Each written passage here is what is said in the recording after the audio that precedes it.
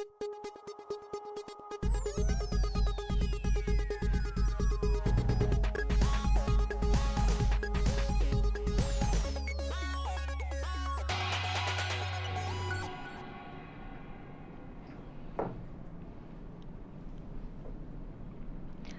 good evening. Welcome to Northeast Window. Northeast Window na sandok sa debat Northeast Dialogue ta chan MAIBAM na taram nok chari. Mata-matang itolak chongan-chongan bi isu singi matang da kananay na ba semzari ba platform Northeast Dialogue nga si tamzari ba akanava topic di. Shiv Sena Curious Center's Contradictory Response sabani ekoigi. How ki ba April gi date 22 da Kashmir gi Pahalgam mafam da khoigi terror attack ama chathaki bida masida tourist yauna khoigi civilian Housing Fab the Koi 28 Seleki the Bible Dare Masigi Matanga Center na localaiba Koi Kongtang Sing Habitat to Kimati quick response habitarem Harib attack to Gimatunda Yamna Amit Sama Samag Chatuna Mafomatu the Yang Sinkiba Amadi Housing Fab the Kogi Lairiba terror attack Chatakraba Matunda Makoy the local Kongtang Sing Habitat Masi to Kimati Akanba Ballable statements in Fongdorakpa local terrorism get own Chatariba Sing Sequigi Marufang Mutana Bohona Gani Masida Chaba response Pigani Quigi Indiana terrorism ki thawong sing se khoi gi kidana lei chen ga dabana te haba wa form faw da phong to ki ba ba dare nakalam ram da khoi gi hauze usgi akhoi gi Manipur state ta mu yengura kan da di chai ani sugadarabani numit nini humni khakta ngare khoi gi lakador ba megi date 3 da di chai ani mapung fagadarabani hari ba sukui ba chai ani sura aba khoi gi Manipur gi conflict se da di adugum laba center gi yamna ke haini khoi gi akan ba khongthang sing habitare masil lokhat pagi mami ta ta da masigi mari lenena khoi Shiv Sena gi maike degi khoi that 26 ta masida press conference am ka phamakanda khoi Shiv Sena gi president oibiriba khoi babung tombina hariba wafam sing center gi ba contradictory response sing sigi matang da habitare question me amam hangi bai tare hiram sigi matang da ni khanane nagadori ba se khanane na bada saru yabina bai khoi studio da lexidon library expert panelist me am the saktak joge ahan bada Shiv Sena gi uzu president oibiriba hariba khoi topic on lokhat chariba masigi statement for topic riba khoi Shiv Sena gi president babung tombini babung notice video gi studio da taram chari ani suba panelist AMMOCOC ke uzu president oibiriba oza SM JALAL ni oza basu ikai kham na chari Ahum suba panelist Shiv Sena gi UBT Manipur gi uzu vice president oibiriba oza LSAM oza basu ikai kham na chari Ayahan basidi pabung tombi dagi adumak lakcharage pabung tombi na so hariba statement se fongdok pikiba statement aduga Kashmir gi attack amati Manipur gi crisis gi anishigi maraki comparison hai tare masigi matanda pabung ahan be goina opening kitang thambiu bema kasiki Northeast TV gi discussions panel gi ai yet phamiba khoi no bungo sam aduga khoi kanogi ko gi JALAL aduga yengbi ba khoi puno yam seng nai khoi sum nai na bani loina ma ga da maduna kanoni haiba nasade ngachi akhoi gi Manipur da thoi ba kanglu bani gi conflict si sahi ani shuda bani mitar uni khaktamak mangai ra Masida khoi mi mangi basi kungatare kungani pan sugre moigi karigumma langla jinam ta phangdana mangi ba aduga mi sani ya khai hermana khoi gi tongan ba mi hathin hanabada thoina pon thapi khre khoi gi metai community gi maraktagi adu hendok thodok tana khoi gi jiri bamda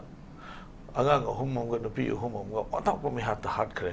madugi pa khum moina onlinal hawkip na revenge ni kai na hype sham lai khre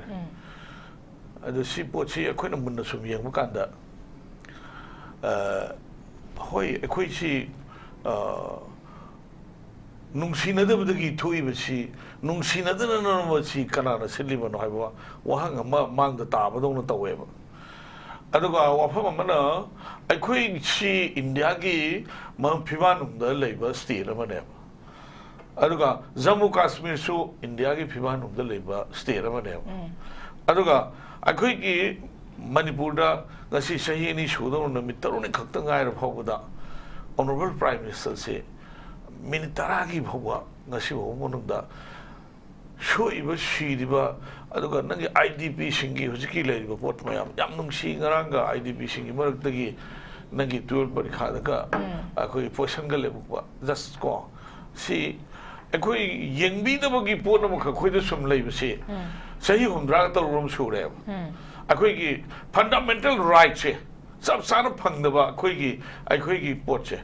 aduna akoi gi leiriba Manipur gi tawan tawan community kharadi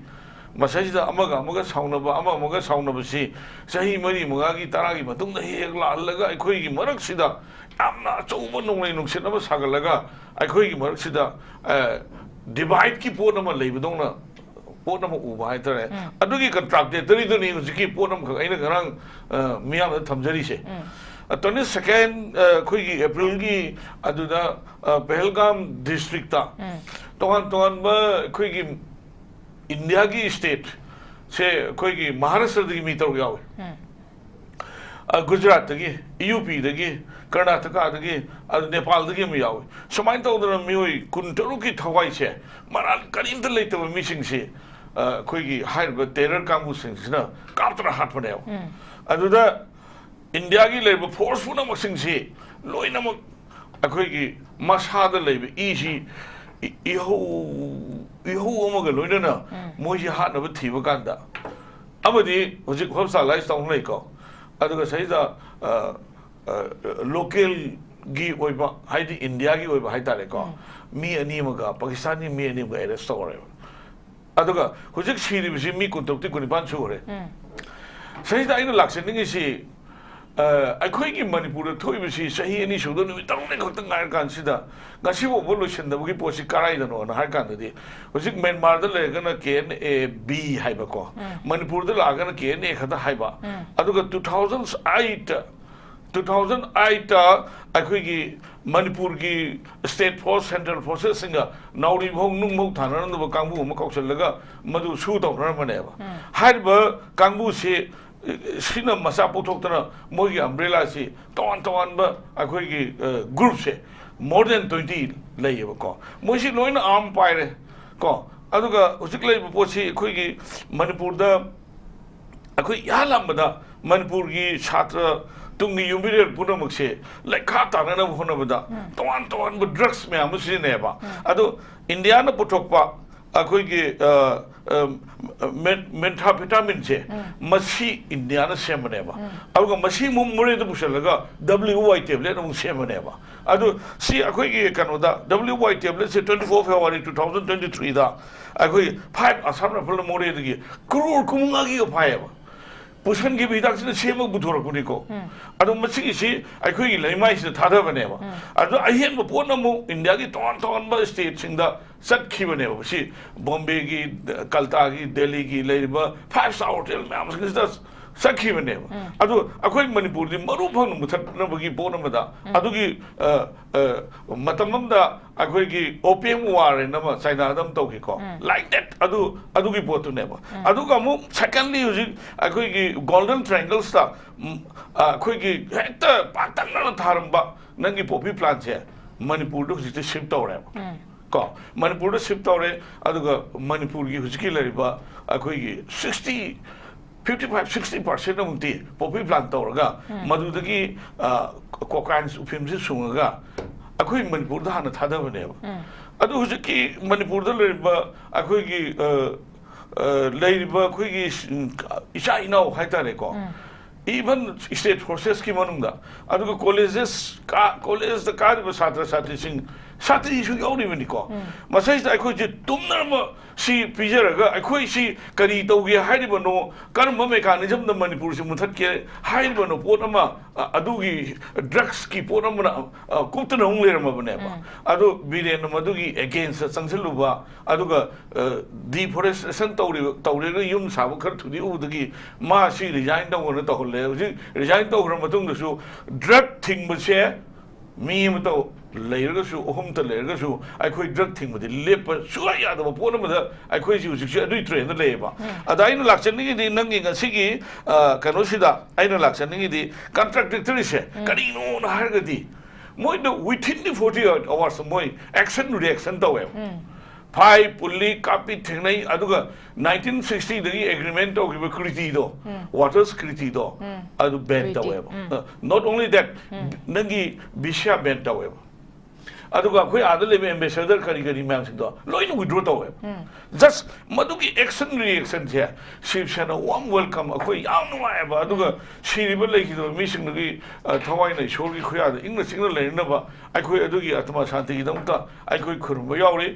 नुंसी यामना को अदुगा India की हुजिकी लेरिबा लेरिबा कनोसिस्ता 10 लाख का पीबगी अदु 2 lakh injuries serious injuries पीबगी पोचे याम भई याम नुंगाई हबको अदु अखोई की लेरिबा Manipur the सही any फारक दोरबा सिगी पोचे terror कांगु यावे से अनिशा केना अदगी नगी कनो तोन बा अखोई नगी हुजिकी सिक्योरिटी एडवाइजर्स कुलदीप अदुगा नगी ममांग लेरबा अखोई कनो गवर्नर मदो सब्जेक्ट टू करेक्शन को मा अदु मुहि मयाम से मसी खक्तना अखोई हाई बनतना इंडिया की सैटेलाइट पिक्चर मयाम न प्रूफ तौरमनेबा ड्रोन बॉम्बिंग तौबा दिस एंड दैट तौबा सी मयाम से फॉरेन हैंड यावी नोंमै यूएसए की नोंमै फारेदरा दा अदो हदी व्हाई नॉट कई दो नो बा अखोई की मणिपुर दा अखोई की लेरिबा टेरर अटैक अदु द लौरिबा एक्शन दु माइना मणिपुर द लौदुरिसि करी गिनो स्वाई दने बा आई यामना नुंगाई तममा अखोई द सहिदा अखोई की इंडिया की सिटीजन अमोन अखोई की फंडामेंटल राइट से पूरा सही हुमरा तो उसे मनग लेने न हाइबदा हाइमन म थोएबा उजिं नेशनल हाईवे दी येंगो बेबेमा अखोई की स्टेशन फंगिबा नोमुई संगदो दो पोट पुनमक से नेशनल हाईवे द लाइसी मसी की इलीगल टैक्सेस लोरिबो मैम सिंचे मसी आइना जनता दल की प्रेसिडेंट ओइनी दगी ngasi दगी न चाही कुनवा की मांग दगी national highway protection force demand तंग लाक बने ओके जस्ट ngasi बोदा अदु कंतो बोलेते अदु अमना सहीदा आइना हाइजेनिंग बची अखोई की अहमगी राउंड से आइना हाइजेनिंग बची अखोई से हिंबगी ममल यावन बियो अखोई से इंडिया की सिटीजन ओइन उबियो अदुगा अतय तोप स्टेटा इंडिया की सिटीजन नमना फंगिबो राइट अदुगा मदुगी फंडामेंटल राइट पुनमक्तो अखोई दसु पिबियो अखोई इंडिया की सिटीजन अमोइना अखोई कैदोबगी इंडिया की मांगनबो तौदैनो यस नत्रा अदने आइना लाक्चनगे से अहमद को okay am nuaise pom yam phazan thabdikra khoigi manipur se as a part of india ni aduna india gi citizen amada khoigi yekpham thongba mi yeng se khoi manipur gi sang chathariba conflict sida in center na yengpa mi yeng se khoigi mamang da slum second class citizen amoina yingbirabra haba tongan ba khoigi leaders se phongdok ki basu leire pen da bagi wafam du next center gi meeting manipur da yengba mi yeng sida pen da bagi wafam du ne oza ba papung na phongdok pi sam nuaise ai mathang da oza zala da lakcha gi oza khoigi thok re terror attack se manipur disu khoigi kashmir gi terror attack to da like da base 4028 surabani civilian tourist yar kan 20 ani manipur da like da base so khoigi 250 above ni like to adudi kashmir attack tagi 10 times mo khendoine ado manipur gi su terrorist ki tho khut yawe habi pot se akogi illegal immigrants sing yawe habi se mang da tuan ba leaders sing na so phongdo ki basu leira bani ado itara gadi manipur gi su terror attack ni kashmir gi su terror attack ni adu kashmir gi terror attack to da akogi like da basing da manipur gi presamyang even former chief minister don fawa akogi nuai ta ba condemn tawagi post se ma phongdoi manipur gi da yengra kana manipur gi thoi bali sang sin hauzik satharai ba normalcy hanjalak pangamjba akogi conflict si da akogi center gi meeting si da akogi manada ba thawong haba tare ne akogi kashmir gi dana yamna quick response oina piba duka manipur gi dana hauzik faw ba yamna boloi ba statement of boloi ba akogi decision amata lauda ba action amata laukata ba sigi matang ni ozagi opinion da kamai thamini salma sidi akoi hanadagi masigi wafam si akoi toina hainaraga lakpa yes discussion kya amada tongan ba akoi gi forum kya amada akoi masigi wafam si toina ngangnaraga lakpa haitare number wafam amani ꯑꯩꯈꯣꯏ April 22 ꯗ ꯊꯣꯛꯈꯤꯕ ꯑꯩꯈꯣꯏꯒꯤ ꯕꯦꯜꯒꯥꯝꯒꯤ ꯊꯧꯗꯣꯛꯁꯦ ꯃꯁꯤ ꯌꯥꯝꯅ ꯂꯥꯏꯕꯛ ꯊꯤꯕꯅꯤ ꯃꯁꯤ ꯌꯥꯝꯅ ꯊꯃꯣꯏ ꯁꯣꯛꯅꯤꯡꯉꯥꯏ ꯑꯣꯏꯕ ꯑꯗꯨꯒ ꯌꯥꯝ ꯕꯥꯔꯕꯥꯔꯤꯛ ꯑꯣꯏꯕ ꯌꯥꯝꯅ ꯄꯥꯡꯗꯕ ꯑꯗꯨꯝꯕ ꯇꯦꯔꯔ ꯑꯦꯇꯦꯛ ꯑꯃꯅꯤ ꯃꯁꯤ ꯅꯣ ꯗꯥꯎꯠ ꯑꯩꯈꯣꯏ ꯈꯨꯗꯤꯡꯃꯛꯅ ꯑꯩꯈꯣꯏ ꯊꯃꯣꯏꯗꯒꯤ ꯃꯁꯤ ꯀꯟꯗꯦꯝ ꯇꯧꯐꯝ ꯊꯣꯛꯏ ꯑꯗꯨꯒ ꯑꯩꯈꯣꯏꯁꯨ ꯀꯟꯗꯦꯝ ꯇꯧꯏ ꯁꯤꯒꯨꯝꯕ ꯇꯦꯔꯔ ꯑꯦꯇꯦꯛ ꯑꯁꯤꯗ ꯃꯤꯑꯣꯏ 23 ꯍꯧꯖꯤꯛ ꯃꯤ 19 ꯁꯨꯔꯦ ꯍꯥꯏꯕ ꯋꯥꯐꯝ ꯑꯃ ꯇꯥꯛꯄꯤꯔꯦ ꯃꯤꯑꯣꯏ 19ꯒꯤ ꯄꯨꯟꯁꯤ ꯃꯥꯡꯈꯤꯕ ꯑꯗꯨꯒ ꯃꯤꯑꯣꯏ 10ꯃꯨꯛꯅ ꯑꯁꯣꯛ-ꯑꯄꯟ ꯅꯪꯕ ꯁꯤꯒꯤ ꯊꯧꯗꯣꯛ ꯑꯃ ꯑꯩꯈꯣꯏꯒꯤ ꯃꯅꯤꯄꯨꯔꯒꯤ ꯊꯧꯗꯣꯛꯁꯤꯒ ꯑꯩꯈꯣꯏ ꯀꯝꯄꯦꯔꯤꯖꯟ ꯇꯧꯕꯗꯗꯤ ꯌꯥꯝꯅ ꯈꯦꯠꯅꯔꯒꯁꯨ ꯇꯦꯔꯔ ꯑꯦꯇꯦꯛꯅꯤ ꯊꯃꯣꯏ ꯁꯣꯛꯅꯤꯡꯉꯥꯏ ꯑꯣꯏꯕ ꯌꯥꯝꯅ ꯄꯦꯟꯗꯕ ꯅꯨꯡꯉꯥꯏꯇꯕ ꯊꯧꯗꯣꯛ ꯑꯃꯅꯤ 인디아의 미얀 뿐만없이ꯊꯃꯣꯏ ꯁꯣꯏ ꯑꯗꯨꯒ ꯃꯥꯂꯦꯝꯒꯤ ꯄ꯭ꯔꯤꯊꯤꯕꯤꯒꯤ ꯑꯗꯨꯝꯕ ꯃꯤꯑꯣꯏ ꯀꯌꯥꯅꯁꯨ ꯍꯥꯏꯔꯤꯕ ꯑꯦꯇꯦꯛꯁꯤꯗ ꯅꯨꯡꯉꯥꯏꯇꯕ ꯐꯣꯡꯗꯣꯛꯄ ꯑꯗꯨꯝꯕ ꯁ꯭ꯇꯦꯠꯃꯦꯟ ꯐꯣꯡꯗꯣꯛꯅꯔꯛꯏ ꯑꯗꯨꯒ ꯃꯦꯁꯦꯖ ꯊꯥꯅꯔꯛꯏ ꯈꯨꯗꯛꯇ ꯃꯁꯤꯒꯤ ꯇꯦꯔꯔ ꯑꯦꯇꯦꯛꯁꯤ ꯊꯣꯛꯄꯒ ꯚꯥꯔꯠ ꯂꯩꯉꯥꯛꯀꯤ ꯃꯥꯏꯀꯩꯗꯒꯤ ꯍꯥꯏꯕ ꯇꯥꯔꯦ 인디아 ꯂꯩꯉꯥꯛꯀꯤ ꯃꯥꯏꯀꯩꯗꯒꯤ ꯄꯥꯏꯈꯠꯈꯤꯕ ꯑꯗꯨꯝꯕ 이미지য়ে트 ꯑꯣꯏꯕ ꯑꯗꯨꯝꯕ 이니시에티브 ꯍꯥꯏꯕ ꯇꯥꯔꯦ 액션ꯁꯤꯒꯤ ꯃꯅꯨꯡꯗ 인디아기 홈 미니스터나 खुदक्ता कोई यामना अकनबा अदुंबा कनोमा मेसेज अमा अखोई पिरकपा अदुगा लोइनना अखोई पेलगाम दा खुदक्ता संक्शन किबा अदुगा विक्टिम सिंग उनबा मसिमा अखोई मयामना उइको मसिमा अखोई खंगौई दै मखा तारकपदा अखोई प्राइम मिनिस्टर से सऊदी अरबिया की रकेनो खोंगचत अमदा लेबनी द मासी मागी सऊदी अरबिया की खोंगचत से टेंशन लगा खुदक्ता इंडिया दा हलेएबको अदुगा हाइरिबा विक्टिम सिंगसिगे कंसर्न दा मागी पाइखतफम थोपा सिक्युरिटी की ओइबा इमिजिएट ओइबा अदुंबा मिफम पांगथोक्तना ऑल पार्टी की मिफमगा पांगथोक्तना सुंबा तौखिबसा अखोई उहौवे सेमा अरगी मखा तारकपदा अखोई कमाई तौहे काने एक्सटर्नल अफेयर्स की मिनिस्ट्री ना यामना अकनबा अदुंबा ईस्टर्न ओइबा स्टेटमेंट अमा पाकिस्तान की मायोक्ता हाइरबा अखोई थेनै दै मखा तारकपदा कमाई लाई है कांदा अखोई वाटर इंडस वाटर ट्रीटी से मसी कीप इन अभियान्स ता चतना हंदना लेंहंदना थमे हैबा सिगी वफम मा फोंदोरकपा अने मथंग रिटालिएशन दा पाकिस्तान गा इंडिया गा अवाय खुम तौनरकपा पाकिस्तान लोम साइड तगिसु तोन मोय इशु वा हायरकपा ले अमु मखाता न सोमदे हायबा ते कानो इंटरनेशनल एरेना दा यामना चौबा इशु मा हुजि लेरे हायतारे सिगी टेरर अटैक सिन मरम वरकांदा पाकिस्तान लोम सुया अनि की मरकता अन भारत दा लेरिबा तोंगान स्टेट खुरिंग मक्ता पाकिस्तानी नेशनल सिंग लेब्रा है बसे मसी लम की लेरिबा गवर्नमेंट सिंग दोने स्टेट की लेरिबा गवर्नमेंट सिंग सिना मसी याम कुपना इनविजिलेसली मसी यंगसलु हाइबा सि वाफमना सिंगबा लाकबा अदु ngasi ngarang si san अखोई की स्टेसिदा अखोई करी हाइबा तारे अखोई की पांगन अखोई मणिपुरी लोन ngangjaba अखोई की पांगन सही तरेत खुंताकपदा बांग्लादेश दा अखोई मैतै चिली नाउ सिंगा पुन्ना अखोई लांजेन मिन्नखिबा अदुगा अमु हलखिबा मतमदा हलकपदा यावहौदबा मफमदा लेहौबा अदुंबा अखोई मणिपुरी लोनजबा अदुंबा पांगन सिंग हाइतारे सिरा लाकअम्बा अदो मागी मरी मता थोकनबा सागैना दै थोकनबा सिंगे युमदा थुंगमबदो अदु Moina Lakpa मतमदा कनागी युमदा थुंगदोइनो हाइबगी केनोदो इबा मतमदा Iram पिरमबा telephone number दो अदुदा फोन तौरागा हौसिकी बांग्लादेशी नेशनल दो मदु लैरिब्रा हनग्रब्रा हैना क्वारी तौरी सीआईडी डिपार्टमेंट तके याम नोकनिंगबा सोंबा इनिशिएटिव होबा लाए हाइतारे मरामदि बांग्लादेश तगी लाकबा हाइसिदी मा visa पाइरगा लाकदोरिनी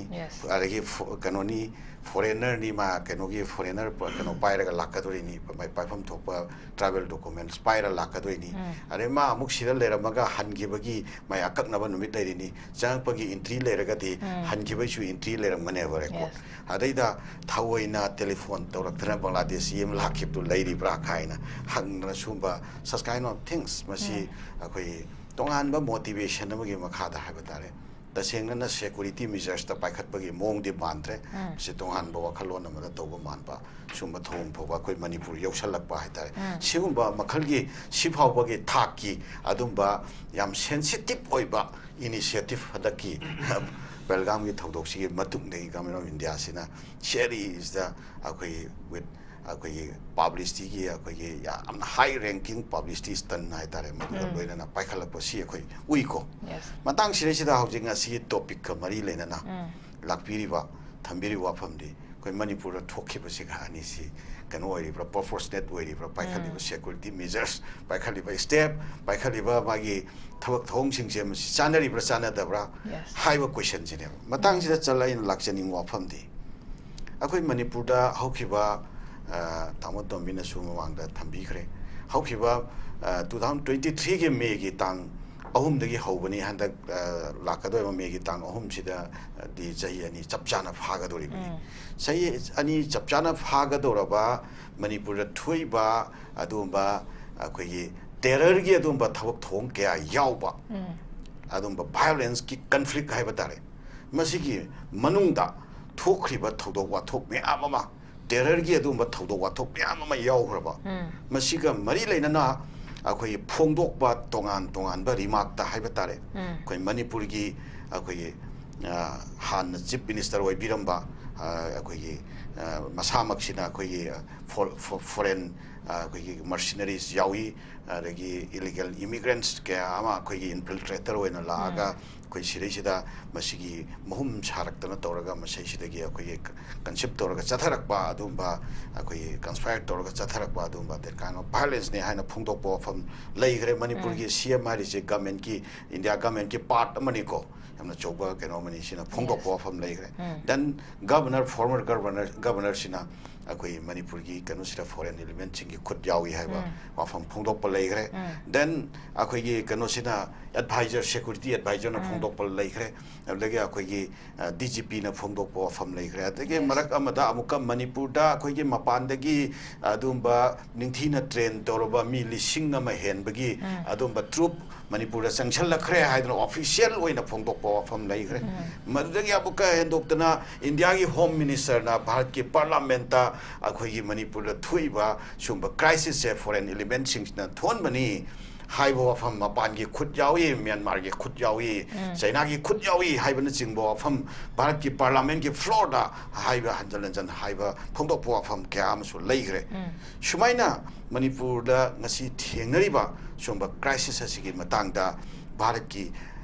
Prime Minister na Saudi Arabia ki khongchat ka tension laga mioi kuntaluk terror attack da siba matamda lauriba initiative che akoi mioi chani ga humpu manga siba matamda mioi lising humpu manga gi mathakta yum hum akoi gi kari habata lising humpu manga gi mathakta devastate heliba homeless heliba shumaina akoi gi kenome amamada relief camp chingda akoi gi life less oiba mongda hingiba si tangkak si yoraba phawada Bharat ki Prime Minister da Manipur da noma phawa landing to biba nati noma phawa lakpiba nati Bharat ki Home Minister megi tang ahumdagi thokpa thokdok adugi matungda megi tang kunga nipanda Manipur da lakpiraga numi humni khak leibiramba madugi manungda kangpokpi da rege more da Churachandpur da chatpa yauna Imphal da akhoi tongan ba CSO sing senior citizen sing khara una biramba amakak leikiba sin nataba next time da amuk phau lakpiba nataba sumba makhal gi treatment jiga treatment ani je masi proportionate oiribra yes citizen ni India ki citizen ne ba chapana ya bako siri Manipur siri chu India ki citizen ni aluga hauji Pelgam da siri ba mioi sing chu India ki citizen sing chu ere foreign national sing chu ere Manipur ki siri sida khoi gi terror attack chi kayamuk yamna sathi ba terror attack ma habda cold blooded toiba terror attack cha thakara yes nupi aduga angang pharaga yenghai dabu hoi dabu momda hatpa tupa adagi tongan ba khoigi yamna parpari koi ba yenghai hoi daba nupi da chathaba angang da chathaba e makuk ka ga hatpa makut ka ga hatpa that kind of massacre mayamum khak Manipur da pangthokra baneba si phau bata Bharat ki Prime Minister na mamang da susai manga taru ka tum chathibni haiba wafam yang na Bharat ki parliament ki floor da Prime Minister wa ngang de har kan wa mani ngang thorak pada di wa hai thorak pa thena gare da sida nokchuplom da Bharat ki nokchuplom da leiba praja singche si sigi citizen status sina amara aduga Bharat ki nongpokom da leiba मरुआइना north east लेरिबा अखोई people सिंगसिगी citizenship की status सिना अतोपा अमो ओइब्रा अदुगा भारत की नोक्सुपोम द लेबा अदुबा मफम सिंगसे मसीसी द लेबा भारत की सिक्योरिटी की इंटरेस्ट अमसुंग मागी सिक्योरिटी कंसर्न दुना तोंगान बे स्टेटस अमो ओइब्रा अदुगा मणिपुर लेरिबा अखोई मणिपुरी मियाम मरुआइना नॉर्थ ईस्ट की मियाम से मसल लेरिबा सिक्योरिटी की कंसर्न लमदम सिगी ओरिबा सिक्योरिटी के कंसर्न सिना तोंगान बा अमो ओइब्रा हाइबा अचौबा चन वहंग अमा हुजिक थोरेबा मसी भारत की अदुबा कॉन्स्टिट्यूशन अदुदा अखोई इंडियन कॉन्स्टिट्यूशन की article number 14 right to equality हाइबसिदा अखोई सिटीजन अमोइबा तारगदी सिटीजन खुदिमक की माननबा हक हाइबदो मदुगे मियेंगदगी अमुक येंग पतारगदी अखोई लमदम सिदा लेरिबा अदुबा सिटीजन सिंगसिगी हक सिगा नोक्सुपोमदा लेरिबा अदुबा सिटीजन सिंगसिगी हक सिगा नि सि खेनरिबा हाइबा पोटमा नत्रगा मानरिब्रा हाइबा पोटमा थोरे मसी भारत की अदुबा लेंगाक पाइबा सिंग असिना चथरिबा थोंग सिंग असिना हंगदबा यादबा अखोइदा कंपेल ओइबो हंगमोरे अनि सुबदा आर्टिकल नंबर 19 आर्टिकल नंबर 19 दा अखोई मियोई खुदिमक भारत की नागरिक खुदिमक भारत की अदुबा एनी मफम अमदा अखोई फ्रीली मूव तौबा याबगी हक अदु पीरियबा मसी अखोई मणिपुर की सिटीजन सिंग असिना मसी हक सि फंगब्रसिन यस मसीगी हकसिया कसी अखोई मणिपुर फंगदन लाइबसे हौखिबा मार्च के तांग निपानदगी मदुगी हकतु सोइदन फंगहलगनी अदुबा मणिपुर की तोगान तोगान मफम सिंगदा अखोई बस चलहलगनी पैसेंजर गाड़ी चलहलगनी हायना भारत की लुसिंगबसिंग मखौ पोंगना लाउरमगा नोंमा दुचेन बनेना हौरमे अदुदा कईगुंबा प्रॉब्लम खरा थोपदगी प्रॉब्लम सिंगदो फजना सबसाइड तोरगा फजना सबजाना लॉ इन्फोर्स तोंगना सबसाबा सिक्योरिटी मेजर्स लोखलगा मखा ताबा कंटिन्यूएशन लेहलगा फ्री मूवमेंट से फजन इंश्योर तौननबा फंगनबा होनबिरमबगी मोत नोंमदु खक जस्ट आई वाच सोइना अखोई मियामदा हाइफेट अखोई मित्ता उफुन साइसनबगुंबा अदुंबा अखोई कईगुंबा खर लौखदीगा हाइबगुंबा आई वाच सोइना तौबिरमगा हौजिति चप लेपगा लेथोखरेबा सुमाइना article number 21 right to life हाइबसे मसीसिदा राइट टू लाइफ से भारत की नोक्चुप थंगबा अदुंबा मफम सिंगसिदा लेरिबा सिटीजन सिंगसिगी लाइफ से सिगी राइट सिगा नोंपोक थंगबा साइट लेरिबा मियोय सिंगसिगी राइट सिगा अनि से खेनना येंबा भारत की लुसिंगबा सिगी अदुंबा ड्वेल पॉलिसी मा इफोंग फोंग साइड चोंथोरकबगुम तौरेबा अनु अखोई सिदैसिदा ताइनबदा लेरिबा म्यांमार नि ताइनबदा लेरिबा अखोई चाइना नि मसिदगी पिरइबा अखोई सिक्योरिटी थ्रेट से मसिदगी पिरइबा अखोई इथिल म्याम मसिदगी पिरइबा इलीगल आर्म्स म्याम मा सोमना कंदगी पुसलपनि हाइबा आर्म्स म्याम मा रिसेंटली भाबगी इशू फौ लेरेना मसी अखोई पहलगाम द थोइबा टेरर अटैक सिगा करीबु खेनरिबगे अबा अखोई तौरिबसे सिदैसिदा येंबिरिबा मियेंसिगा सोमना कंद तौरिबसिगा अनि सि चलमसी यामना खेनना लई यामना खेनना ओई मसी कोई भारत की मियामदा अदुंबा भारत की लुसिंगबा सिंगसिना मानदना तौबा अदुंबा स्टेप मदरली ट्रीटमेंट अमनी अदुगा लोइनना अरोनबा अमसुंग अफोंबा नाइना चथबा अखोई मियाम सिदैसिदा सिटीजन ओइना उदबा मागी जियोपॉलिटिक्स की टूल्स ओइना उबा दैट काइंड ऑफ पॉलिसी अमनी है ना तुम्हारा सर थमजगे ओके हम नंगाइजे ममांग तक होगी डिस्कशन कयादा फोंदोक्नख्रब गाक्तने अखोगी सेंटर लंगाकना इंडिया लंगाकना अखोगी मणिपुर सिटीजन सिंगदा येंगे मियेंग से अदुकि मतिक पेंद्रे हाबा वाफम फोंदोकपसु लैख्रबनी मसी अखोई मिटना खोंग उरबा गाक्तने अखोगी थोइबा कॉन्फ्लिक्ट से लौखलैबा स्टेप सिंग से हुज फावना मपुंगम ता फाना इंप्लीमेंट तौबा ngam हाबा तारे ए मथंग से ओजा सेम द लाक्चके ओजा अखोगी ओजा जलाल सो हुजि का हाबि खरे अखोगी फ्रीली मूव तौबगी मतंग से अखोगी मार्च के डेट 8 यूनियन होम मिनिस्टर ना मिनिस्टर ऑफ होम अफेयर्स की माइकेदगी मूव तो हलगनी हाइना अखोगी स्टेट की बस फावदा कोई चोरचानपुर अमदी कांगपोपी लैंड थाबा हौरबने अदुबु थारबा मतमदा कोई कांगपोपी साइड इरांग हौरखिबा अदुगा थारिबा स्टेट की बस से कोई मई थारगा मई थारखिबगी पोर्ट फाव लेरबने अदु इतारगदी मदुगी मतुंग ताबदा हुजिक फावदा कोई फ्रीली मूव तो हनबगी मतंगदा स्टेप अमत लौखलक से हुजिक फाव उदबा अदु इतारगदी लौखलबिबा खोंथांग से हुजिक ओजा जलाना जो हाबिकिबा कोई नोमा खकी मियामदा कोई उच्चाबगी मांग मओंग दा हाबे तारि तौरब्रा हाबो हमदि कमाई थमिनि ओजा याम चुमेचन अदुगी उजिगी मतंग दो इजु फन नो तोक्सल हवेबो ममांगदा कोई अदुमाइना तौब अदुगी इंसिडेंट थोक मतमददा अखोई मसेन सुम वारी सानबदा खनैबो लांजे लोरगा हाप मी से सिबा कितंग वानरे अदो मोइना मुसिल मो लेरु कांबु हानबो तौइजा लगा अखोई मसेन बो फगी तौनेबो adu shuni ngasai I watch ni sidi sumni ge koi miyam uchai ban moi kanom to ina na ngamdra ka chu government ni mai by force da koi dozer gi type da chat do kanang ke do no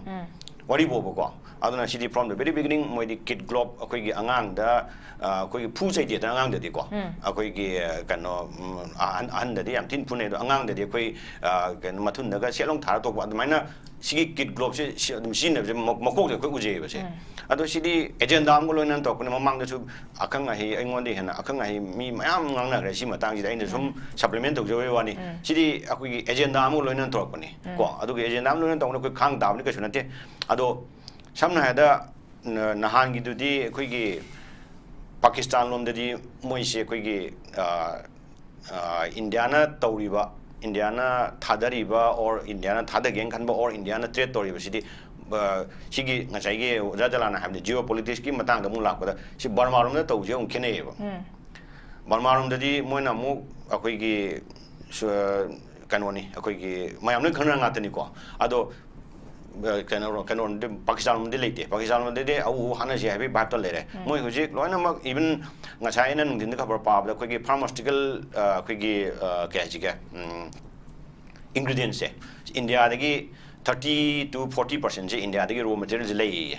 ada India na di madu thingdri adubu ngasai gi moina Europe kumba Russia gumba de China gumba da moina sigi market che already negotiate to kre koi gi Pakistan sina moi ising thingni adegi adu tongni da tong sum tongna pu de ko ado sigumba moi gi di remedial action loi lo kre ado huji how far huji home minister su mangare mafam de chapiri ko aduga koi gi prime minister su ma gi foreign tour do tension laga ma laga khotna at least koi gi solidarity uli ba ado madu head of the state amagi oibam thokpa mako oibagi oibam thok to kan tawri ba but in the context of Manipur de tachena koi gi noin thoku sijoro angam hatok no ro aduga kano tawsi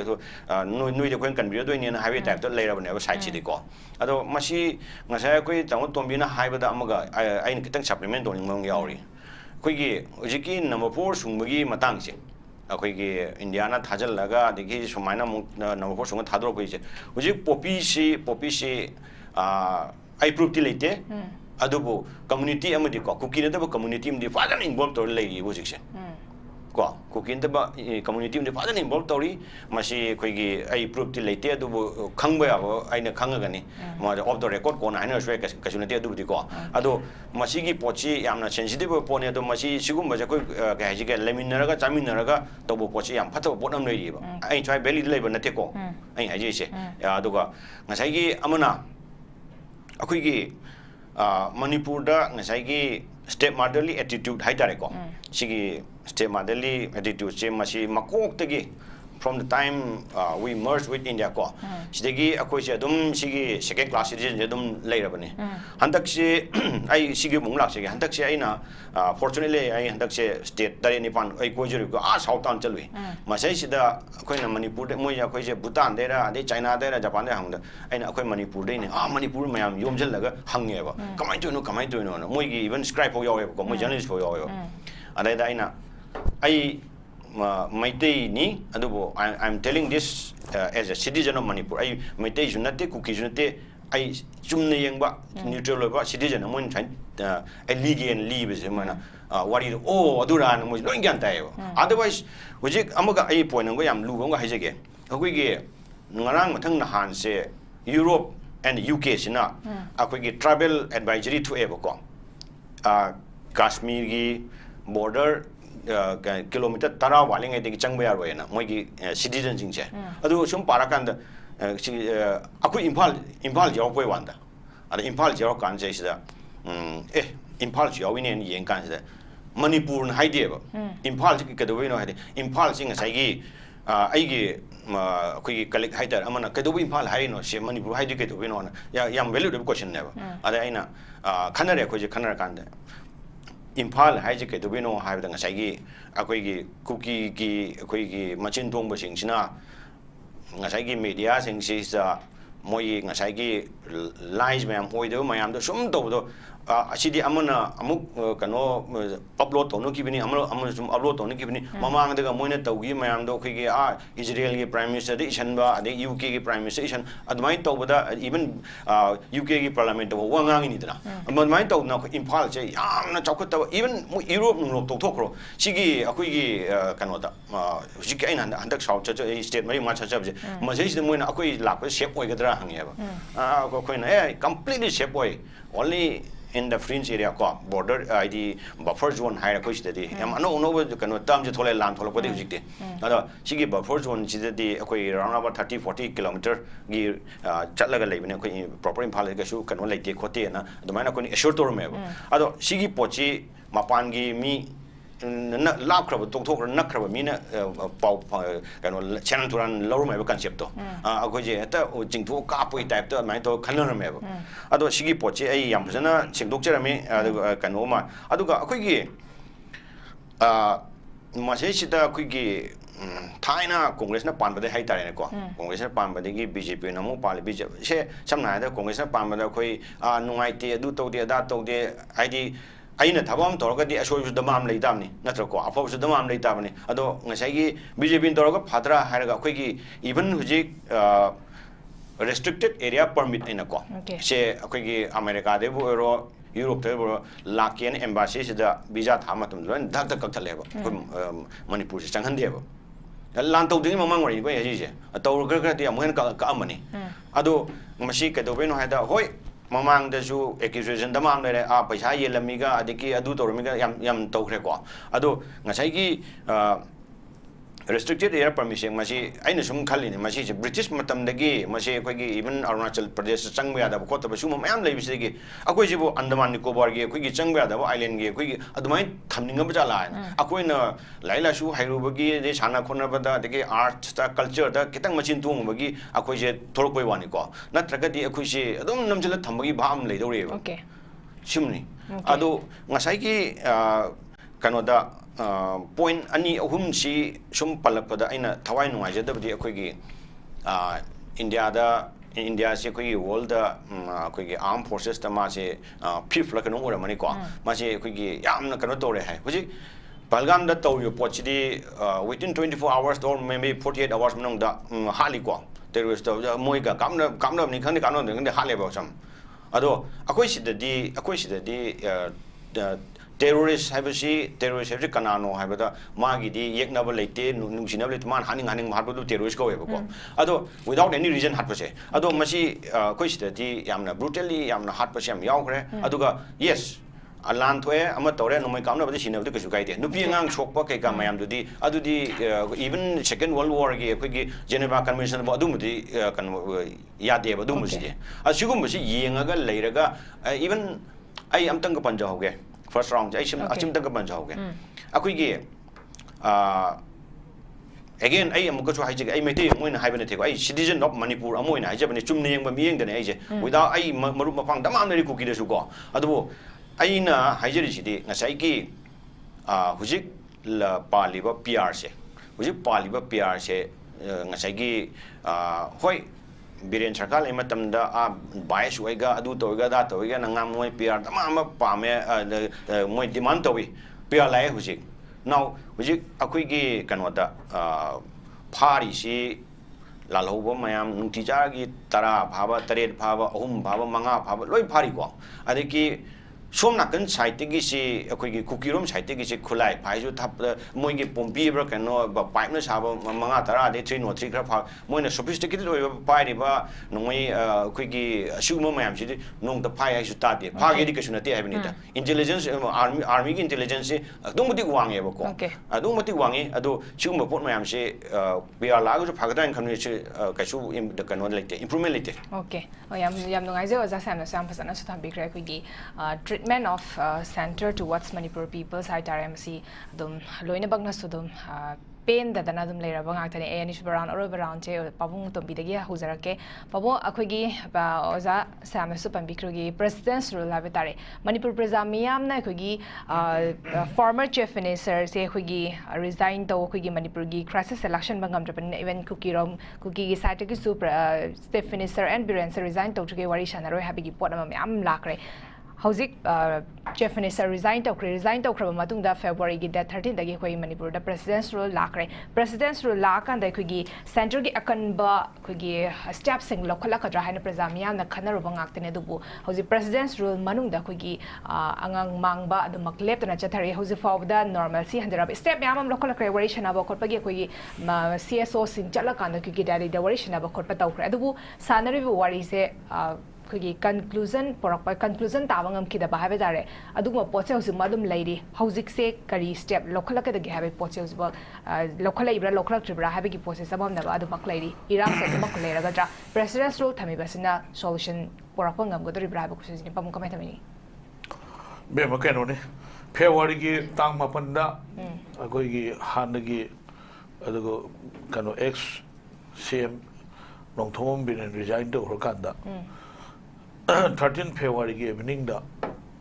President rule thungabani ado thungaram matung da mathangi thagi tang mari da akoi gi Manipur gi matang da tongan ba state ki executives kamu with governor honorable Amit Shah ga meeting tawra matung da lokthok khibisi akoi gi free movement ama both national highway Natra, ado nangi buffer zone ka leba this and that free movement o hene habne. That ado huji bhog tok deko number 1. Awa number 2 moina cookie singi akui shu tok nori se army na shu ma ko ado huji shu tok nori ba cadres group tu na shu ma pa ga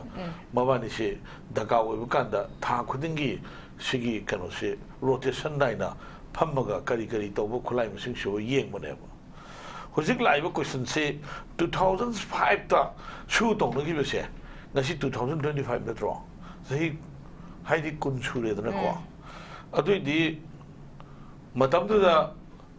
sahi kun mari kumanga suba kuthra su se sahi angai shu do ne ba hojik sahi train pan gi anga ma alang sing ma ma no mai pai ba Mohi cookie group to Yauricha, no recruitment away. I couldn't mean the Udra. Just other recruitment of Wakanda, Masiki process, state government Gayab logo never, cabinet Gayab logo never. I think the recruitment of never. Sigi polo action, Mashi low in a car laga. Go. Aduga, who's king a side Amina Pai the show, Moina Pai the show, do Adus low in a cantoga. Ha, Nestin Highway, Animaxiza. Moshi illegal taxes collection to not only that go. Adugi, Hujikla si kui Mipam to the lock to ever. Manipur purely disarmed to Nunabugi. I did adu some high tareco. I did with license gun hova disarmed to Madito senior Kui High City. Manipur da Duman in a Pamela. I governor some time in co. I know you governor Mitani, governor Stazanuko. Other Lady Poche. Moina Palmy would demand to pay the gate. Nagi Supreme Court is just in a lot to her. Could I peer in a lot to her? I do Nangi Tang, the Pangi free moments, both her zone guide, or do so. Moina Tali would demand to pay the gate, Tauro in a Taure. I don't know me to show Lambido, Poski, Kamudra Salivadu. Lebak Ningbagi, Wakalonum, the Setpani, Aduga, Lady Pochi, Gadi do Manipur State Transport, Gadi, Sally Bagadi, Tung Dringai, Ko, Moina, National Highway, Huski, I think Madu meters, Sams and Ilam Tamadon never Mogi, Adugi striker Kamusin. Aduga, Lambi the Lepaloid of never. Adu gari do lae bukhang kan the lambi the pull up lady piran matingang ono na paire janagana sae ko adu janagana sakulo gari mai thare janagana sakulo go police SP phure ha adu si yam no ning ba si action tog do she masida geopolitics ni kind tawri she nangi karma country no Myanmar se umbrella khan gre che masi id moi khang su masi tawri she yam som na tomle haina dre si di Hainadre Haitare, Yam Soman Langman Leva Taleva, Hainadreva. Ado Hosiki Koigi, Belly the Labor, Koigi, Aramba Tangles. Go. A Koimiam Haiko, the Moshukal Leva, as Sumana, Honorable Home is Hamana Hibernina. are any of Picket Narration, Angang in Tilly, village voluntary forcing she, Tulu Lupam, Pamuti, Miami, Neil Samnira. What do you have called? Adagi, Aram Biting Gold, Miami, Neil Sam, donation to Sam Neva, Tulu Functionate Heva. I do, who's it like about Trienci? Aram Baidu Aduni, Adigi village voluntary forcing the Duni kind of Harga, Time for the Laiba Trienci. Agam Vare, Ribukulai, Pyraga, Imaleba, Kanana, the one ever. Arambai old village voluntary force Kumada, Masida, Moshi international kind of Haragadi, Manipuriam Horkanishima. This is the appeal from my side as a president of Shiv Sena, all 9 political conveners. See, I appeal to the cinema. Moshi international kind of Haragadi, Achobukatram, Tonga, never. Lady Mashima Leba Canada Honor put a Polamada, Lakiba Polamani, Moy Pai, Nung Tang, say to Moy Pining Manateva. I don't currently with Tingle Lidra. Why not? Carino, Muna, Cookie, they look at Pugandrisha. Cookie look at Ricarino, Heavenida. I mean, Nakanam, the Kulai Pirakan, Nakanam, the Kulai Paito, the Madu Santi, Purpunga Mudra, Adu road made to Pisky road made to Karai, Kanana, Drought of no medo. Okay. At the I Matamsi Yam Sang, the loaning there, Aruga, Simtanga, High Geva. Okay. Bopper Zone, Kanana Tamina, Kanana recognized owner. The state government lands belongs to the state government. Lady Manipuri Lampunum state government in Makata never. Adu India if you want the lady never. Adu India government Amadi state government in Marta, Padarama Singona, central government Tavupotu. Adu Yai Yade state government Haidaba. Adu Yam Tesla Kanda, I am no mamna. See BJP who's killed MLA chair. MLA magic number labor. That means government same way Yabugi. Han can give leaders will talk there, and no Sukande. Call. Adu Siki president rules in a Miam Yapam to Wungam day. Adu Shiv Sena demand call. President rules in a Miamgi. Lan Tom Punsi can bung the Wiki Portam Laka or whatever. Aduna, Kogi, corporate government, Ama, Miamgi, Ama, I atomatum the salt honing as a Indian citizen, as a president of one political party. Aduna, I admire something. Aduga, could you like Kogi, Lamhin to him missing share? Masiga. Aduga, Akogi Central Forcing a Lodunaraga, Akogi Tuan Musum debate keep policy with Ovishidi, Machine lasting or the Ponama neighbor. Adu Manipurda Nangi Nangi Assam Rifles, Kogi Mapam Siki Sakibagi, what is it? Moinism Mapaganeva. Aduga, I will go in a symptom I hiding ever. Akoina Tenagarisha, Machi Akoi. Indigenous people may have said, no, in a pullagan. I could Anova, Anishuba, Jun Itinama, I could Shamgut Panatana, I could Land Tenaraga, I could Manipur Kanbagi Portia, aiding a Muidra in a Kale, I could Pullaga, Jun 19 Gumba Mupama, I could Shagatoma Sangeva. That Adusun 1997 Bangkok Declaration door, without a trail limit have it all. Adugi Miamgi. Latram Atra to Kimiangi Kolaudo, Madonna back roll to give never. Just I say, was it say the Koi, Kamnava Lansona Mata this and that chair? I could Machi Tauridom never. Manipur the labor, cookie issue Yogjasano, cookie Gata, cookie Luinaba. I could my lay habiti, not the habiti. Aduga, Lisang Lemina, Lisang Lemina, cookie sing Bab Tabamatamoe. Noigi Lamdo, Maduda, Sangaiba, elegant migrants in do, no Atumatum, no in a Paupir, state government, Paupir Madu, I could deport to Himatamamo Ereba. Aduka Bangladesh, some of the men Mardagi Lakwa, me sing share. Come down now, could detect over the gay, have a say. I could you talk within the lady, but satellite towns to the lady, but Toan, could family sing now. I could see Tauraga. Sai koi inau kan ro so hai re marum sa mi hai ta re ko adu mo che koi yam ren ke no Gujarat ge ngarang ding si bok da ler mi sha yam e ba adu Bengal ga di stamale adu aina simtang hai ni ko jiri bam che Jiribam says the Hui Kitakuri Kamu Haitare, Kitakuri, Bengalis Kamuse, Masi Deveni Matanda, 68% Akoigi electoral Hangel in Neva. Singapore, Koi Gantamino Matamoeva. A Moishu above Tamoto, Aruga, above Tamoto dinner,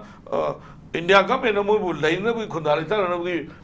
bigger permission, bigger to the accept Oseva. I do not about floating the Matamatong giver. Kanumda some Toba, Adharka has in no Piba, Kado City, state government who declared President Rusi Lamatamda, but she park the Porto immediately. That's a good problem. So, okay, I'm no idea about when President Miguel as a Lacticosa, Quiggy, Palgam, attack Sequigi, security, Haribama from Sequigi, border area, so Maram Nakugi, security and the alert of Bamafom Oiduni, we give VSF Sulay, Durban at the Bo, Haribama from Sedaka or terrorists sing Sanga Kanda attack Jataramaka. Muchakibano having reports at Oba, Quigi, Wahangamaka, or a Gausi Lady, by name is Daki security lapses, or Kotpagi, a statement from Dona Boragas, okay, Manipur, the Suhabitari, Toglaiba, conflicts, security lapses, Labagini have among the leaders in the Fondo Kipasulaide. Adutari, any Sigi Marakta security lapses, or begging actor, talk. Taudo Aragas wiki, Kasmurgi attacks the quickie, Yamna tune quick response in a quippy. Adu Manipur gita di Huzik Jay any fagad or a quick response be with the Larana quickie, slow response power the Piba Udabaitare, steps in local Abota Mapumfana implement Obusungam deba, quickie, Ladyba, quickie conflict say, quickie, Lushinabagi the Mugta, normal Sida Hanjalopong, the Bagi the Mugta quickie, Akanba actions in local bureau quickie, cookie narco terrorists in Gimatakta military crackdown for Batograba, Fondo Pasumiam like to pose for the Karigo. Of the step on the local Udri, Tosu Dodri, was like my meaning. The Sena India, the threat waiba, the Indiagi land and the Indiagi people, the threat waiba, Adumba circumstance, Lady Bakudimaxi, Masia Quigi, Lepaxi, the Lady laws of the land, Masina, Aqua Fasana Magi, Topum Topa, Magi Matosing to Togodonever.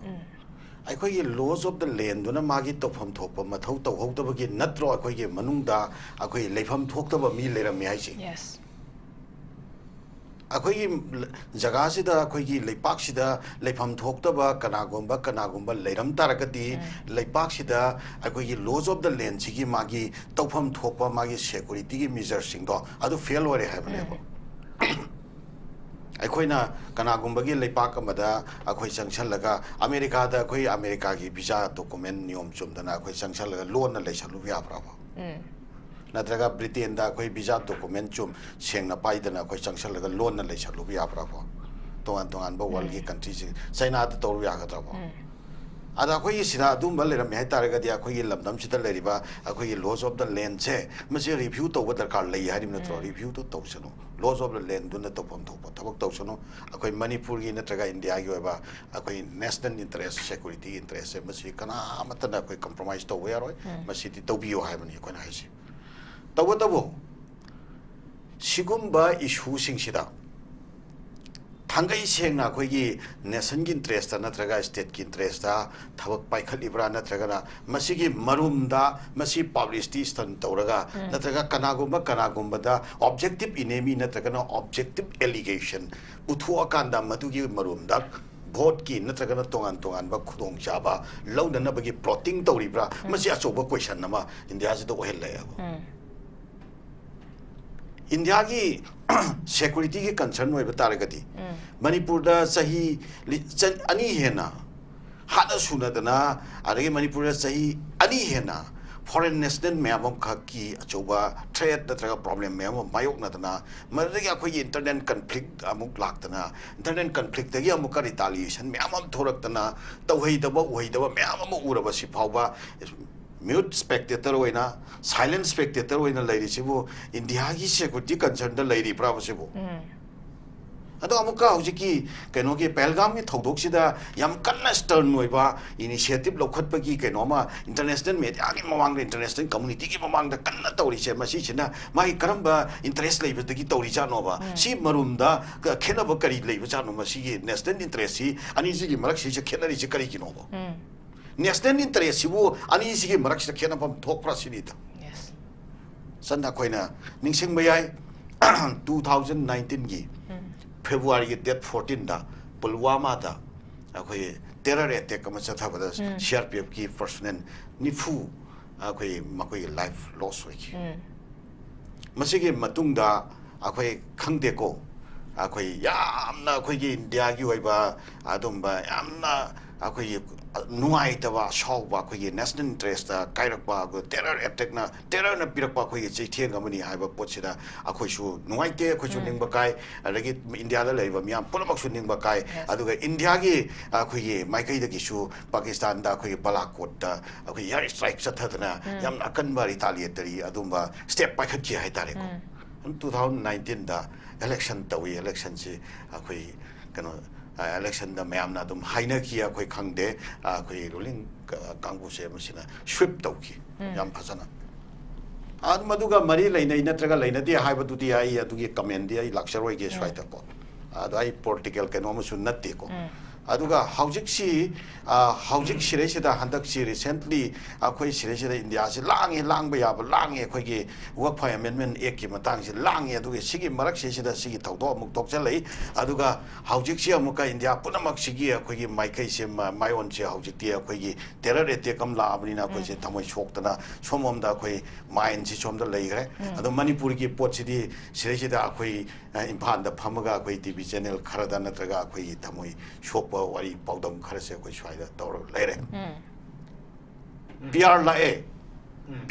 PR sina khara changes khena bab changes khara lakadra ugadra na koi khalame ye thangba lengban da puramba polumam kha akoi awai thangba lengban da muk sindok pagi mong tong tong leire Manipur ri PR se koi pum bra kainoma taure ha tare PR la agati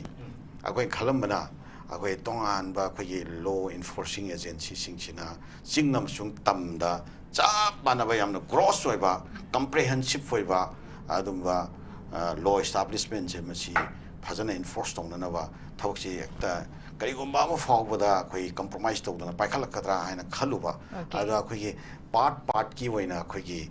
law establishment gi thawak paikhat pagi adagi mafam khara da muk tawba mafam khara da muk lepa mafam khara da muk tawba mafam khara da muk lepa suma makhal gi choi sang olaga sanaba that kind of initiative khara tawbagi mami su adum tai ana Manipur da hojik leiriba adum ba security concern cha masi Gujarat da gi kano da Pelgam da thuiba se da yengi ba India gi mieng chiga totally contradictory weraba adum mieng amakhat oibra habdu gi opinion pichake aduga Manipur gi oiba concern da haiba tare asai tamo kanona akoi tombina thambi khiba akoi gi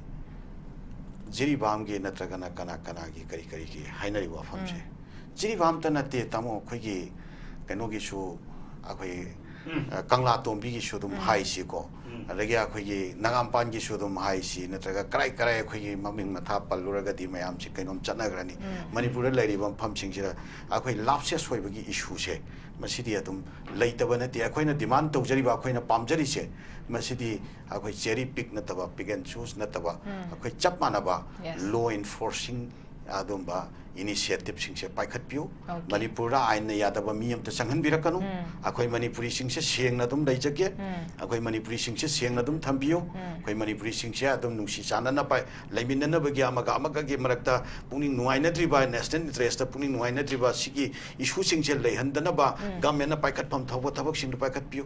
border da so border fencing gi thabak se mase time bound oiba adum ba initiative paikhat piu FMR gi thabak se phajana initiative lokhat piu adu jorokti phawgi marak seisida border da leriba security establishment se yam tight oina phajana thambiu mapan ye foreign elements sing kana khoi gi seis chang dana bagi mafam pibi gano loina na Manipuri manung da leriba tongan ba community singi marakta akoi black sheep leibra natraga leitabra haba se yam fair oiba manner da mase check tongna na bagi kontang akoi government na initiate tawbiu community leaders mayam se mase phajana cooperation sik tawbiu community punamaki leadership na suma da phajana initiate phajana tawbiu cooperation pibio koi mayam pimina si haiba phom akoi hanamang da su thamjaki hojik su thamjari aduga loina na Bharat leingak na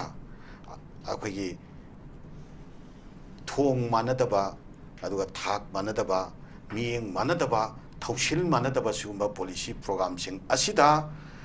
अखोई पेंथोगा लेबा मतम नते अखोई स्वाइदा सु तौरी चल को कनागुम्बा खरना भारत लेंगा के सुगुम्बा मचिन ननी लोंगबा थोंग मानदबा policy programme सिंग से मसी सौगतलगा भारत लेंगा ना अखोई सिरे सिरे वेहनिंग इबा सक्तम सिंग दो वेहनना बोहन अब दा थौ पांगबा मणिपुर की वैना असेंगबा एक्टिविस्ट की अदुम्बा कनोती मवोंग दी लौबा तमसुंग असेंगबा थोंग दी भारत की अदुम्बा लुचिंग सिंगना यामना कॉशियसली अमसुंग यामना कनिंग फुली थांगिबा खोंथांग सिंगदो मदुकी ओइबा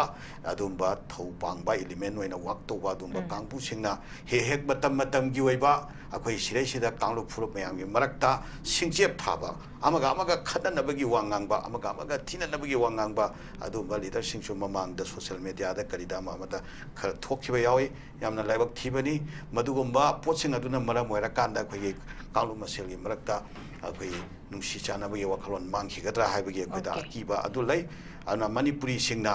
भारत लेंगा की अदुगुम्बा मचिननी लोंगबा पॉलिसी प्रोग्राम सिंग असिगी विक्टिम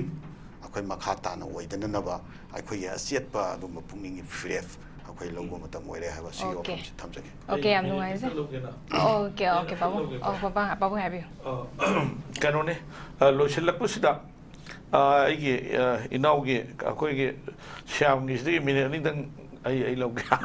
हुजिक अखोइगे मैतै सिंगी ओइबा चारोल सुरोल दगी सही लिसिंग मंगा दगी सदिगोन से पुरानी हाइतारे हिंदी याउरे को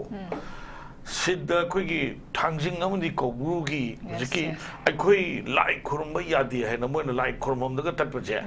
मसी अखोइ फंडामेंटल राइट अम मोइन मतपनेबा अदुगा नेशनल हाईवे से नेशनल की प्रॉपर्टी नेबा सहीदा मैतै की नतेब को सहीदा अखोइ चटपे यादि काइन हारिसे मसी इसदि अखोइ के थेंगनगदम नते सेंट्रल गवर्नमेंट के थेंगनगदम नेबा अदुगा नंगे कुंभ मेला दा जस्ट कुंभ मेला दा अखोइ हिंदू सिंग संग यादे न मुसलमान थिंगे खलसिने अदु याब्रबा अदु याब्रो अखोइ की फंडामेंटल राइट अखोइ गॉड गॉडेस अखोइ खुरुम नमगे अखोइ हक तो अदु बहु मत लेबनिदा अदु बहु लेइबो प्रेसिडेंट रूल्स ने कन्मंगम देबी वने अदो कन्मंगम देबा नत्रा अदो सिगी पोची यामन नुगाइ तो पोलमनी अदु नगी कौब्रुदा लाइ खुरम चसगदो मी मयामा थांजिंग द लाइ खुरम चसगदो मयामा नत्रा मफम दुदगा मोय म्याम संगनर तसे मची मोय जे जीव मखलबनेबा जीव मखलबनेदि मिगी युम मै थारगा मिदु तांथोगा लमदु मोयना लौरगा लेननबगी तोन मा दिल्ली दगा चलगा लोबी तोबको याम जेंटलमैन ओइदबा याम टिमिड माइंडेड ओइबा याम थीना गांगनेबको सि तोरयोंनेबा हाना लेरम कांबुदो यस अखोइ लेमिनसी आयबा असोमदगी सुम कौशलगा अखोइ जे इपाई पुगी लमसे अखोइ जे मिनाई नै थांगोइ नै हिंगनगे अदुदी सुआ यारोयबा अदुदी याबम जुतोक्ते याबसु गमोयबा खोइ तौरोइ दो थबक ने बिसि थबकचे अदुगा खांग मंगमगी पांगल लोबेने मिनम लाकनेबा अखोइ मेटेगी अदुगा लेरिबा अखोइगी इंडिजिनस पीपल मैमगी पुनसन नरगा खांग मंगम नुमिलम लाकनेबा अदुगी नुमितो याम वागनेबा अदुगी नुमितो याम वागनी खनसि चैनसे हाइबे नतबा अखोइगी right to speak as a fundamental Indian citizen. I could lord come to India government, come and walk never. Towiro, the Towiro, Nagi sportsmen, students, Nagi judges in Chibo, she cast a depend over. Nagi Supreme Court is just me, and some Yaroi guy. Ha, my day, we guy. I do tartly, hardly do the bench, guy, I do tartly. अदुगा निपादसु MLA ओइरिबा हा जे याम नोनिंगबा अखोइगी मैतैसिद मोक्री तोबा अदुगुम्बा administration अमनेना लौवेबा Shiv सेना की president ओइना सहीदा सि हाइदेना एनी कनानो एक्शन लौबिरक्ता I am ready to I apologise तौरोय अदुगा आई हाइबम तो हाइबनेना लौगनेबा थैंक यू पुनु काई खनो सरी लोशलकपदा ओजा सेमदा लाक्चरगी ओजा अनिना सुयाम फजन सु थंबिख्रे कोइगी लोखलकपा स्टेप सिंगसे मपुंग फाना कना तौदबा दुगा कोइगी मैतै सिंगी यामना सीक्रेट प्लेस अमनि हाइनरिबा कोइगी मफमनिदा कोइगी चटकदबा फावबदा चटपा यारो हरकपा कोइगी नेशनल हाईवे सिंगदा कोइगी मैतै सिंग चटपा यारो हरकपा कोइगी डोमिनेटेड एरिया सिंगदा मखोइ लानबा यारो मददा थोलकपा afapata daita khuding ma masana pujagadamni makoida chakke hana khalak taragadi direct challenge ni na khangani habo statement che akan ba statement sing yam tholakre aduga akhigi phongdorei ba akhigi anti national ba wafam phongdorei ba sijo akhigi VCP gi MLA minister ngaktani adubu hauzik fawba da akhigi mathakta so action ama talokata ba do hauzik fawba adum akhigi lenga ki oi ba benefits dum lower ga su lairi haibtare oza kamai ta meaning aduga center gi meeting haibtare loshelapada okay ai point hung tang ha yam tiana ko okay akhigi ngai uji tamu tombina haiba do da samjan ba ya ba jai na haigen ju iram ba ni moi gi starting gari starting je militant sing de spy grebo hana leram ba yamna somber so high tare ko hana se ista koi ga chahi khara leminara ba kangbu sing sidi akoi gi moi wangang su ya de ngang ro mai thadu bi gi ni no me kapsala mun gi amen tar roebo aduna moi gi hamba lan hok matam ji da swai de oja oiram ma kholam ba sing si da pau phong na matam si da oja koi di upai lite moi na loina ba taw wari chabi na milite na haire adu moi gi MLA su hai ni MLA na su sigumba revenge ni adu ni dani hai adu di ngasai gi BJP manung da gi koi gi moi na samna hai da koi gi exemplary kano koi gi punishment pi bai do leite moi da ko moi adum o tasen da san dum leire adu ga ngasai gi koi gi ngasai gi koi gi marup jalana hai ba da koi wakap ki yam kan all India do ina tawring gi se masai sida yamna simultaneously sei sida pelgam da thokchelak pase masi ai cinema aming jange ba akoi ge John Travolta na kum cinema am lei sei sida akoi ge misdirection nam lei ba misdirection sei sida ai je chongjeli boi ning ba do makha da phawdar chalam bugum ba cinema yam patabane mana do haibam nei cinema am ni kaure aduna mayam da akoi ge sigum ba ai ge achoba problem do madu engulf to ga na ba question ba ya na ba akoi gi somna kan da problem ji do ina chaw ra lei re ba poche diversion do misdirection hai mon ko aduga hojiki akoi gi amuksu ai jage sigi pia la ga loi pungte te gre kaimta leite si na phagadra na khanmani khopni hai se si da mu ai yam nong ning example am hai jage ba Aizol lai chahi ni mangkharam processing darame Aizol da Hindi film kap pe ba Hindi film kap Amitabh Bachchan ni khangde Dharmendra ni khangde Mizoram ro lo le ba ala kamai to no sidi Mizoram ro lo le kamai to no as Amitabh Bachchan su adiki Dharmendra su or anybody si Kapoor su mo su Mizoram kano Mizoram yo de mo lo Mizo lo le mo no dubbing to we ba abi mai to na hojiki PR lai se PR lai su moi ga understanding le na ga tong na ba ngaten ma si hai rung kan pon ti be pani ai silo sin jar okay am ngai se oza mo na am phasana thambi kre ko gi center gi ko gi mijang towards Manipur people amadi Kashmir gi attack da thok ba incident siga ko gi Manipur gi tai ani shura kador ba incident da ko gi yang ni ba amadi localized best step sing se contradictory oi ha ba se dumak haira ga su lai hozik su dum hairi adubu kari step local kadona makata ba se ha be positive ba kanamata khangba ngam da ba ha ba tare yam ngai se oza sam babung tombi amadi oza jalal Yasan ba camera kai thokpiraga ekoi dialogue ki thorom se mapung fan bagi damakta su thagat ba phongdok chari matang sa da notice window na sandok sa ba notice dialogue lo shin jare meng tabir ba singbo muka hanna khrum jari